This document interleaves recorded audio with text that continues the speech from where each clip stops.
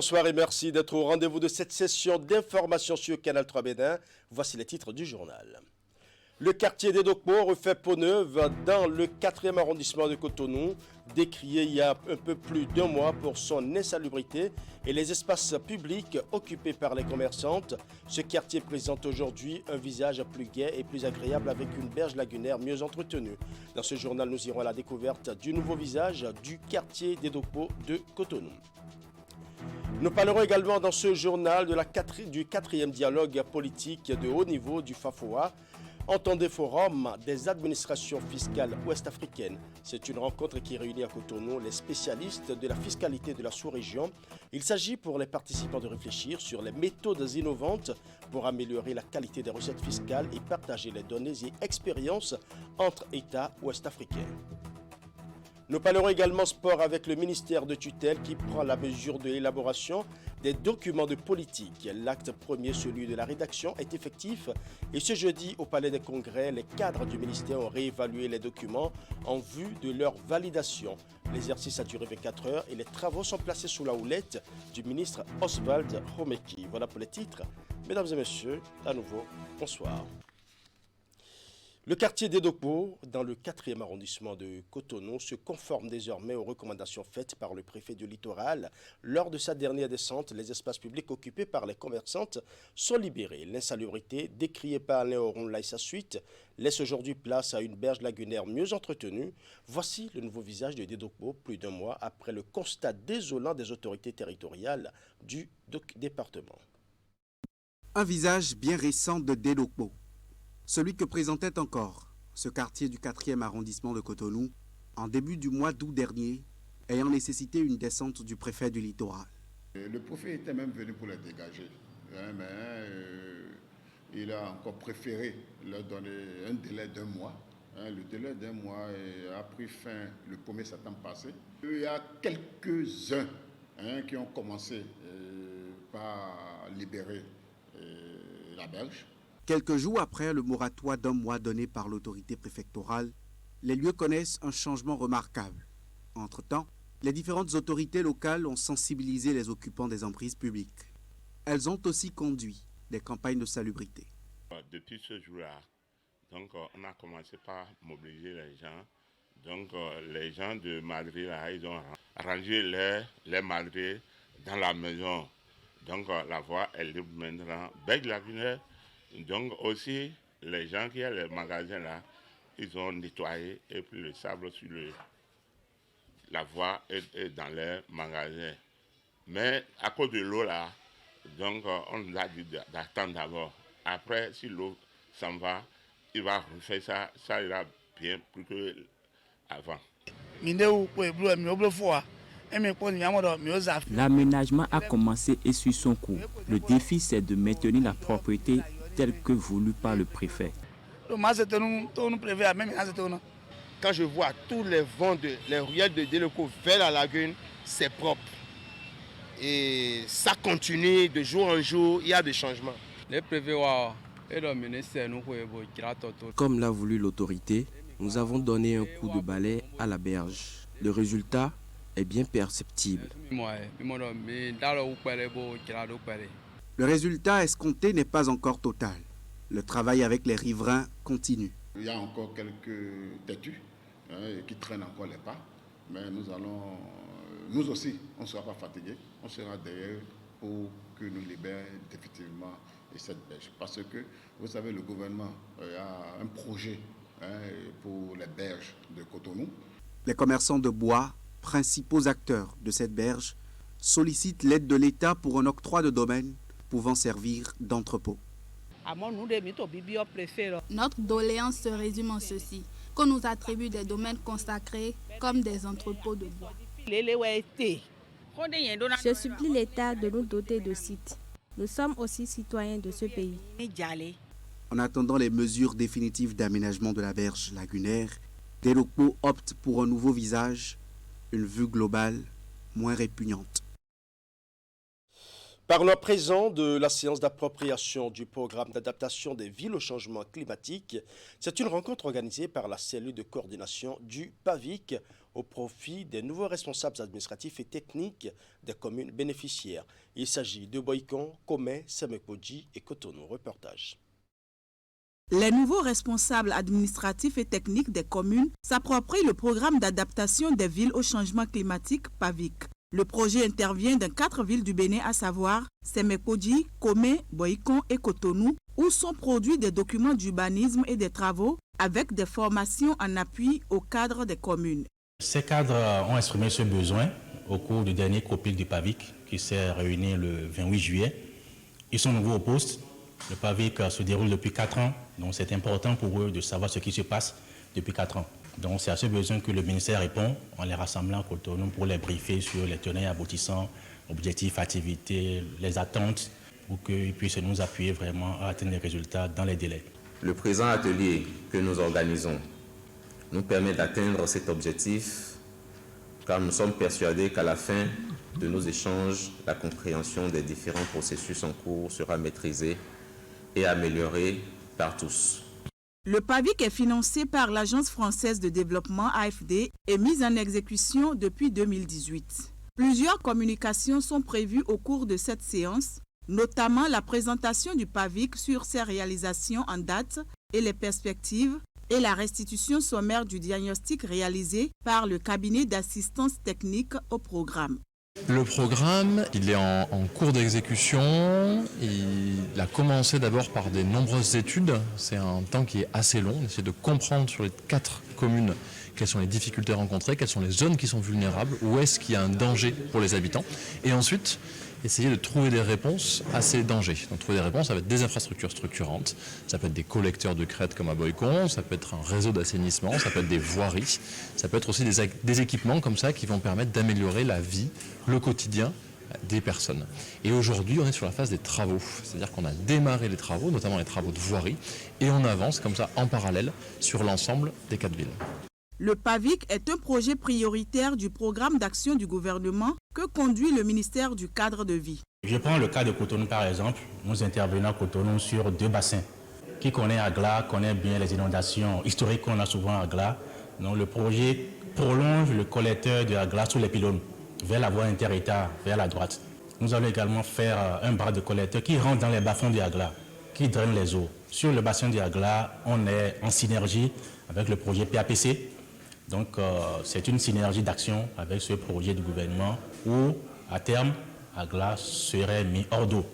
À Cotonou aussi, on est à Papa, dans la zone de Sekandi, Soudjatime, Irede, Yenawa, pour que cette zone également de Cotonou soit mise hors d'eau en saison de pluie. À Komé, c'est pareil. À Sémé aussi, on intervient à Sekandi et Pé. À Boycon, qui est le cœur même de notre intervention dans cette zone, on prolonge le collecteur de crête de Boycon, qui est très connu, sur environ 10 km 600 jusqu'à les Utoirs. Cette séance va permettre à tous les nouveaux responsables des différentes communes d'intervention du PAVIC de mieux s'approprier le projet et pour pouvoir mieux l'accompagner dans toutes les actions qui seront mises en œuvre dans les communes. La mobilisation et l'engagement des collectivités locales sont donc souhaités autour du programme d'adaptation des villes au changement climatique PAVIC, au fin d'avoir des impacts significatifs. Ce qui ne serait pas possible si ces nouveaux acteurs ne s'imprègnent pas du projet. Encore quelques jours et Cotonou va vibrer aux couleurs d'une foire spéciale. Il s'agit d'une exposition exclusive et inédite des produits des organisations bénéficiaires du programme de partenariat entre le gouvernement du Bénin et la Fondation des États-Unis pour le développement en Afrique. En prélude à cette foire qui se tiendra du jeudi 29 septembre au samedi 1er octobre 2022, une conférence de presse a été animée ce mercredi pour situer les populations sur les enjeux de l'événement. Nous allons suivre. Au cœur de cette conférence de presse, la foire des produits des organisations bénéficiaires du programme de partenariat entre l'USAIDF, entendez Fondation des États-Unis pour le développement en Afrique et le gouvernement du Bénin. Un rendez-vous d'affaires et d'opportunités prévu à Cotonou du 29 septembre au 1er octobre 2022. Nous sommes arrivés à une phase où les entreprises sont très bien produites, de très bonne qualité de produits, mais malheureusement sont dans des milieux ruraux où les acheteurs potentiels professionnels n'ont souvent pas accès à eux. Et donc l'objectif fondamental, c'est de pouvoir les déplacer de leur lieu de production ou les mettre en relation avec les acheteurs professionnels. Et ceci va leur permettre de développer la notoriété et l'image de marque de leur entreprise. C'est vraiment important parce que c'est une opportunité unique pour eux d'abord de mieux se positionner sur le marché et d'améliorer leur visibilité sur le marché. Maintenant, par ailleurs, il y a aussi d'autres qui seront là, qui ne pourront pas amener leurs produits, mais qui pourront parler de leurs produits, surtout quand il s'agit des coopératives. Et c'est ça qui explique aussi cette foire réservée, qui n'est pas réellement pour le grand public, quand bien même ils sont invités. C'est beaucoup plus dans une stratégie de B2B. Le partenariat USADF signé en 2005 est une convention de cofinancement entre les États-Unis d'Amérique et le Bénin à travers le ministère des PME. Chaque partie apporte par année une contribution de 250 millions de francs CFA. Mais au renouvellement de l'accord et sur instruction du président Patrice Talon, la contribution a été doublée, passant de 250 à 500 millions en vue d'impacter plus de cibles. Ainsi, de 2016 à 2021, 41 subventions ont été accordées pour 2025 PME. Aujourd'hui, notons que tout le partenariat se situe au niveau de tout le territoire du Bénin. Il n'y a pas cette commune qui est restée sans être impactée. Et nous sommes allés même jusqu'aux arrondissements, bien sûr. Et la subvention, c'est entre 100 000 $ et 250 000 $. Et en CFA, la contribution, c'est entre 50 millions et 125 millions. C'est un partenariat vraiment alléchant. Pourquoi je le dis? À ce jour, le partenariat nous a permis du moins de créer près de 11 616 emplois au Bénin ici. Au cours de cette foire qui vise à aider les entreprises à prospecter de nouveaux marchés et rencontrer de nouveaux clients, plusieurs produits phares seront à l'honneur, notamment le manioc, l'anacarde, l'ananas, le fonio, le karité sous leur forme dérivée et brute. Il y aura 50 exposants, mais derrière ces 50 stands, il y a des unions, il y a des groupements d'entreprises, des communes. Nous sommes à leur disposition pour les mettre en contact avec ces entreprises dans l'atelier B2B que nous organisons le 29 septembre. C'est une opportunité de mise en relation avec les sources d'approvisionnement. Au programme de la foire USADF Bénin, il est prévu des panels de discussion sur la qualité des produits des entreprises, les problèmes de marché, les stratégies utilisées par les PME, des ateliers de mise en relation et des expositions par les promoteurs eux-mêmes. Une délégation de la Banque ouest-africaine de développement était ce mercredi à la cité de Ouedo, dans la commune d'Abomey-Calavi. Conduite par le président Serge Ekoué, la délégation est allée constater le niveau d'avancement des travaux de construction des logements socio-économiques en cours. Serge Ekoué et sa suite ont également visité le site qui abrite la zone industrielle de Glodjigbe à Zé. Le point avec Ingrid Day. C'est une journée très chargée pour ces membres de la Banque ouest-africaine de développement. Accompagné du président de l'institution financière, Serge Ekoué, la délégation s'est rendue dans un premier temps à Ouedo, sur le site qui abrite les logements sociaux et économiques. Son objectif, s'enquérir du niveau d'avancement de la construction de ces logements. Il s'agit ici d'un projet de 10 849 logements sur les 20 000 prévus par le gouvernement béninois et financé par la Banque ouest-africaine de développement à environ 100 milliards de francs CFA. Le plus important pour nous, comme BOAD institution de développement, c'est l'impact sur les communautés, l'impact sur l'emploi, sur les jeunes, les femmes et tout cela. Et nous avons été très impressionnés. Le projet qu'on a vu ce matin de construction de logements sociaux, vous avez vu qu'il y a quand même beaucoup de femmes déjà qui travaillent là-dedans. Et après, il y a les logements qui vont être au bénéfice de la population. Après l'étape de Ouedo, la délégation de la Banque ouest-africaine de développement a mis le cap sur le site de la zone industrielle de Glodjigbe, où il lui a été présenté la maquette du site et ses vocations. Étendu sur 1640 hectares, ce site, dont les activités ont démarré en avril 2021, a déjà à son actif 36 investisseurs. La BOAD est un partenaire très important pour nous dans le cadre du développement de la zone économique spéciale de Glodjigbe.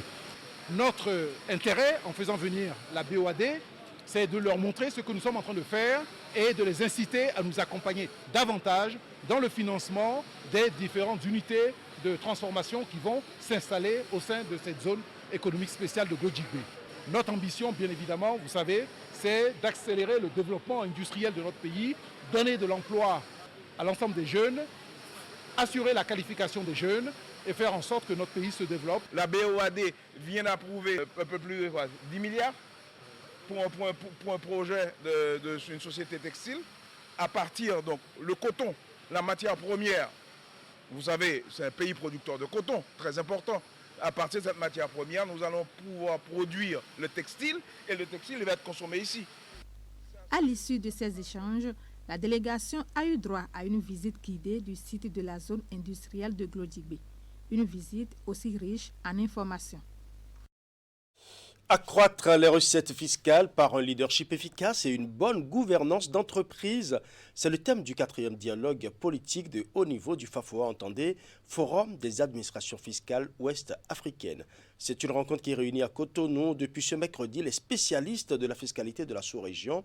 Il s'agit pour les participants de réfléchir sur les méthodes innovantes pour améliorer la qualité des recettes fiscales et partager les données et expériences entre les États de la CEDEAO. La cérémonie est placée sous la tutelle du ministère béninois en charge de l'économie et des finances. Reportage. Ici réunis les spécialistes de l'administration fiscale de la sous-région. Au cœur de ce 4e dialogue de haut niveau, la question de l'accroissement des recettes fiscales par un leadership efficace et une bonne gouvernance d'entreprise au sein des États membres de la sous-région.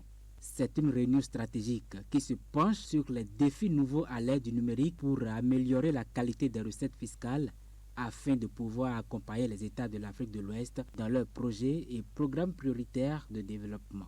Mon souhait est que la présente rencontre soit également une occasion de partage d'expériences entre administrations fiscales sœurs afin de renforcer nos capacités de mobilisation des ressources fiscales. Ce dialogue qui s'ouvre aujourd'hui se veut être une plateforme d'échange, d'idées et de pratiques pour la formulation des politiques régionales solides pour l'Afrique de l'Ouest afin de mieux positionner nos administrations fiscales grâce à un leadership efficace qui pose des bases organisationnelles pour les fonctionnaires fiscaux de demain. Dans leurs interventions respectives, le secrétaire exécutif et le président du Forum des administrations fiscales ouest-africaines insistent sur l'importance du leadership et de la bonne gouvernance pour atteindre les objectifs escomptés. Ils sont rejoints par la représentante de la Banque africaine de développement qui met, elle aussi, un accent particulier sur la qualité de l'administration fiscale. Un message qui ne passe pas inaperçu auprès des autorités béninoises. Oui, c'est le moment plus que jamais pour nous de prouver que la fiscalité reste et demeure un outil puissant, fondamental pour le développement des États de l'Afrique de l'Ouest. Nos administrations fiscales se doivent donc de déployer des stratégies innovantes pour le renforcement de la capacité de recouvrement de leurs recettes fiscales. Au total, 7 communications vont meubler les assises de Cotonou. Elles portent pour la plupart sur la bonne gouvernance, le cadre de contrôle administratif et législatif, la promotion de l'éthique et la promotion des meilleures pratiques des entreprises en matière fiscale. Nous allons à présent parler d'éducation et plus précisément de la célébration de l'excellence. 119 étudiants ont reçu leurs attestations de bourse ce mercredi. Ils sont tous bénéficiaires des bourses à l'étranger, 38 pour le Maroc, 41 pour la Russie. L'autorité a saisi l'opportunité de cette cérémonie des attestations de bourse pour prodiguer de précieux conseils aux étudiants bénéficiaires. Teddy Godalo pour le compte rendu. Ils sont 79 étudiants à bénéficier des bourses de coopération marocaine et russe au titre de l'année académique 2022-2023. Les bénéficiaires reçoivent à travers cette cérémonie officielle leurs attestations des mains de la ministre de l'Enseignement supérieur et de la Recherche scientifique, Éléonore Yahi Ladécan. Je prends la parole ici au nom de mes pairs pour dire un grand merci tout d'abord au président de la République. Merci à Madame la ministre pour cette opportunité et ces moyens que vous nous donnez de poursuivre nos études et de devenir des cadres de cette nation. Soyez rassurés, Madame la ministre, nous ferons honneur à cette nation et nous vous promettons d'honorer ce pays qui nous donne la chance d'aller, de poursuivre nos études. Et donc on ne peut pas envoyer des enfants aussi jeunes hors du territoire national sans pouvoir leur prodiguer des conseils. Et pour cela, vous avez exigé qu'une cérémonie soit organisée pour qu'ils écoutent les conseils de la maman que vous êtes. Parce que lorsqu'il s'agit de parler des étudiants, ce n'est plus la ministre qui parle, mais c'est souvent le cœur de la mère, ce que nous avons constaté. Ces boursiers ont fait objet d'une sélection minutieuse par la Commission nationale des bourses et aides universitaires pour leur permettre un bon séjour au Maroc pour certains et en Russie pour d'autres. Toutes les dispositions sont prises au niveau des différentes représentations diplomatiques. Dès votre arrivée, vous avez l'obligation d'aller vous inscrire à l'ambassade. L'ambassade a déjà la liste. Vous devez vous inscrire et avoir la carte consulaire. C'est très important parce qu'en cas de difficulté, seule l'ambassade a l'obligation de prendre le devant. La bourse de coopération, ce n'est pas une bourse qui se traduit par de l'argent ou des opportunités qu'un pays donne à un autre pays. Non, c'est des rapports au sommet de l'État. Donc, dans ces rapports, ces accords de coopération, il y a des opportunités. Et au nom des opportunités, nous trouvons les bourses de coopération. Ça ne veut pas dire que l'État n'a pas ses propres bourses qu'il offre pour ses filles et ses fils. Le groupe de la Russie, composé de 41 étudiants, s'envole pour Moscou dès ce mercredi 21 septembre 2022. Quant aux 38 étudiants qui vont au Maroc, ils devront attendre le 3 octobre prochain. Éducation toujours, mais cette fois-ci, nous parlerons œuvre sociale. L'association Porto Novo Durable vole au secours des écoliers vulnérables de la commune d'Avrancourt. Pour cette rentrée scolaire 2022-2023, cette association de la diaspora béninoise en France a offert un important lot de kits scolaires aux apprenants. Reportage. Un important lot de kits scolaires au profit de 200 apprenants des plus vulnérables du complexe scolaire public de Malé dans l'arrondissement d'Atchoukpa, commune d'Avrancourt.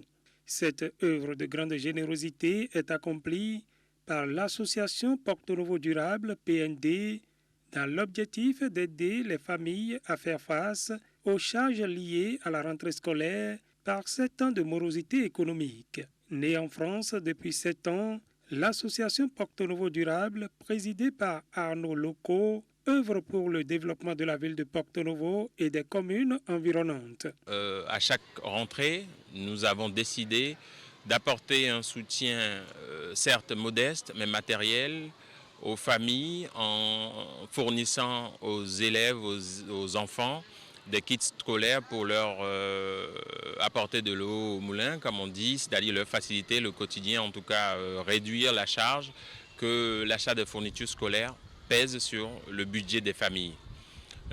Comme vous l'avez constaté aujourd'hui, on s'est rendu compte que, fort heureusement, nous sommes là, mais il y a bien des enfants qui, à ce jour, alors que la rentrée a été amorcée il y a quelques jours, n'ont toujours pas de fournitures scolaires, d'après les propos des enseignants et des directrices des groupes que nous avons visités. Je les félicite au passage, surtout ceux qui sont venus, la diaspora béninoise qui est venue ici réaliser ça. Je les félicite beaucoup. Parce que quand on fait une société, une association, il y a un noyau dur et ils sont dans le noyau dur. Maintenant, ils plaident pour que d'autres entrent, aussi bien béninois en France ou béninois au Bénin. Cet appui de l'association Porto Novo Durable, qui vient combler le manque en fournitures scolaires chez ces écoliers, est salué par les responsables de l'école, qui ont d'ailleurs trouvé la manifestation de la solidarité envers les enfants béninois. Au début de la rentrée, ils n'ont pas tous amené des fournitures scolaires. Ce sont des enfants vulnérables, la plupart sont des orphelins. Donc, ce qui t'a apporté feront vraiment de bien à ces enfants. Merci à ceux qui nous ont donné les sacs qu'il soit béni au nom de Jésus. Et nous prions l'Éternel qui veille sur l'association. Comme le dit le nom, Porte Novo Durable, même les membres de l'association, ils vont beaucoup durer sur cette terre. En dehors du secteur éducatif, l'association Porte Novo Durable, présidée par Arnaud Loco, s'investit dans la création d'événements vecteurs de convivialité entre les personnes et dans la promotion de la culture béninoise. Page sport à présent, un vent nouveau souffle sur le ministère en charge des sports et à l'initiative le détenteur du portefeuille, je veux nommer Oswald Robeki, qui rêve grand et vise loin. En ligne de mire, l'élaboration de la validation des documents de politique du ministère des Sports. L'acte premier, celui de la rédaction, est effectif et ce jeudi au Palais des Congrès. Il s'est agi pour les intelligences mises ensemble de réévaluer les documents et de les valider. L'exercice a duré 24 heures et les travaux ont été officiellement lancés par le ministre Oswald Romeki. Nous allons suivre. Pour le présent et pour la postérité, l'actuel locataire du département des sports, de la jeunesse et des loisirs Oswald Romeki s'investit et plus encore dans une démarche participative et inclusive. Au Palais des Congrès, l'émulation est saine, la réflexion intelligente et les participants très aguerris sont en mission républicaine. 3 documents de politique du ministère des Sports élaborés et soumis à contribution l'instant d'une journée. Quand nous avons reçu les premiers documents, nous les avons partagés à un certain nombre d'acteurs, des acteurs qui n'étaient pas forcément dans les différents comités de travail et qui ont enrichi ces différents documents de leur réflexion, de leur contribution. À ma connaissance, il y a eu un peu moins de 500 contributions sur l'ensemble des 3 documents.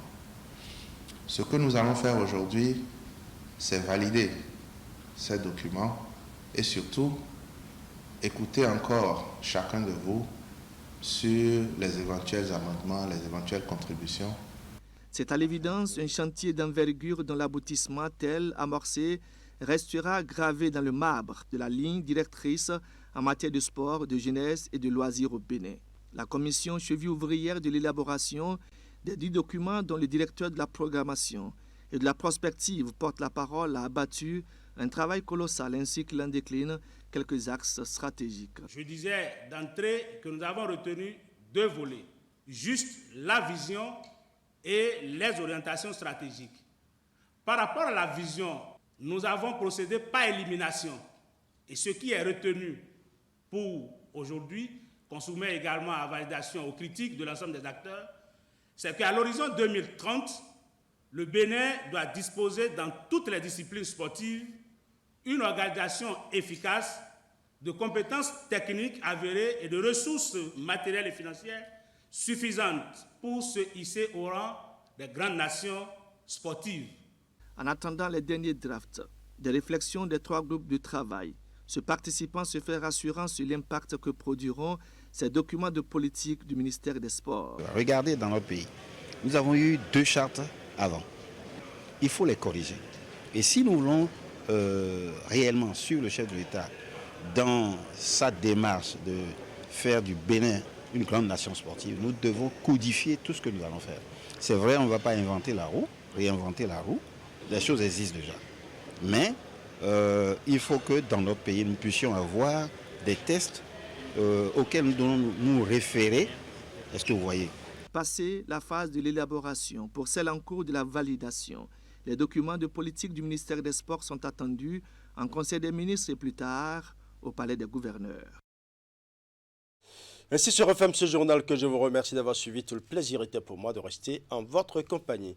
Bonne soirée à chacun et à tous.